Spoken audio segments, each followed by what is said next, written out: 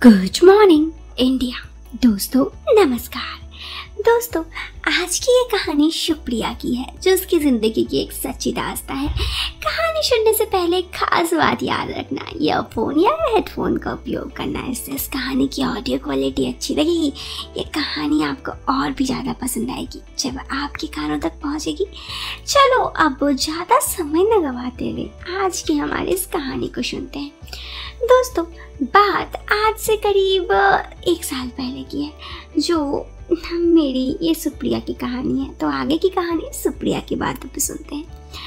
मैं रहेशपुर की रहने वाली हूँ और यहाँ पर अक्सर हमारे समुदाय से दूसरे समुदाय के लोग रहते हैं। इससे मुझे कोई फ़र्क नहीं पड़ता या फिर हमारे गांव के किसी को फ़र्क नहीं पड़ता।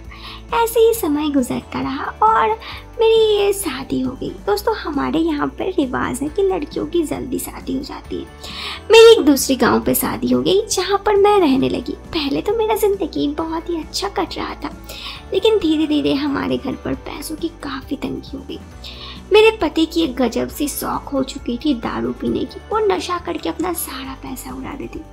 इसी वजह से ये जो हमारा परिवार था ये बड़े मुश्किलों में पड़ गया था। तो मैंने दूसरे के घर घर जाकर काम करना शुरू कर दिया।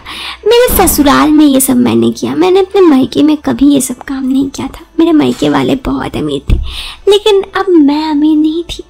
इसी वजह से तो मुझे इस चीज़ से कोई फ़र्क नहीं पड़ता। इससे ही करीब 2 महीने गुजर गए। मैं दूसरों के घर पे काम करके अपने और अपने बच्चों का, परिवार का पेट चलाती थी। एक दिन मुझे अपने ही गांव का एक लड़का मिला। वो लड़का मुझसे पहले काफ़ी प्यार करता था। कई बार मुझसे मेरे दिल का एहसास के बयां भी कर चुका था, लेकिन मैं नहीं मानी थी, क्योंकि मुझे पता था मेरे घर वाले कभी अलग समुदाय के नहीं मानेंगे। धीरे धीरे जब उसे ये सारी बातचीत का पता चला तो वो मुझे पैसे देने लगा। जब मैं उसकी पैसे नहीं ली, बोली कि मैं तुम्हारे पैसे नहीं ले सकती, तो उसने कहा कि अगर पैसे नहीं ले सकती तो एक काम करो, मेरे घर पर काम करना। मैं उसके घर पर काम करने नहीं जा रही थी, तो उसने कहा 2 गुने पैसे दूंगी, पैसे लेकर तो काम कर सकती हो ना, इतना ही समझ लो। दोस्तों उसके बाद मैं उसके घर पे काम करने गई।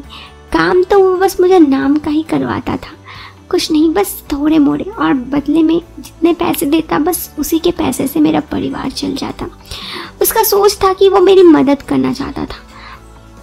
वो बहुत दिन से मुझसे प्यार भी करता था। मुझसे कई बार अपने दिल की बातों का बयां भी किया, लेकिन मैं उसकी बातों को कभी समझ नहीं पाई।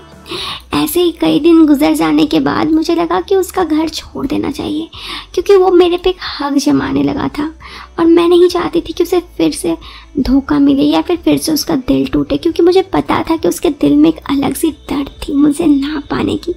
इसलिए मैंने उनका घर छोड़ दिया और मैं अपने परिवार वालों के साथ दूसरे शहर में शिफ्ट हो गई। मैंने अपने पति को बहुत समझाया कि वो दारू पीकर ना पैसे उड़ाए। हम दूसरे शहर जाके शिफ्ट हो गए। वहाँ पर मैं दूसरे के घर पे छोटी मोटी काम कर लेती। पैसे थोड़े कम भी मिलते, लेकिन मैनेज कर लेती, क्योंकि मैं एक इंसान से प्यार शायद नहीं करती थी, लेकिन वो मुझसे प्यार करता था। और जिस दर्द को मैंने उसे एक बार फिर दोबारा वो दर्द नहीं देना चाहती थी, इसलिए मैं उसके घर पे काम करने तो गई, लेकिन फिर छोड़ दी, क्योंकि मुझे पता था कि वो मुझसे प्यार करता है, फिर तकलीफ होगा। दोस्तों छोटी सी कहानी थी, कहानी तो यहाँ पे ख़त्म हो गई। आप बताना कहानी कैसी लगी, ठीक है। मैंने कोशिश किया छोटे शब्दों में इस कहानी को बयां करने के लिए। तो दोस्तों वीडियो पसंद आई तो वीडियो को लाइक करने के साथ चैनल को सब्सक्राइब करें। मिलते हैं फिर एक नए वीडियो में एक इंटरेस्टिंग टॉपिक के साथ। तब तक के लिए बाय बाय, टेक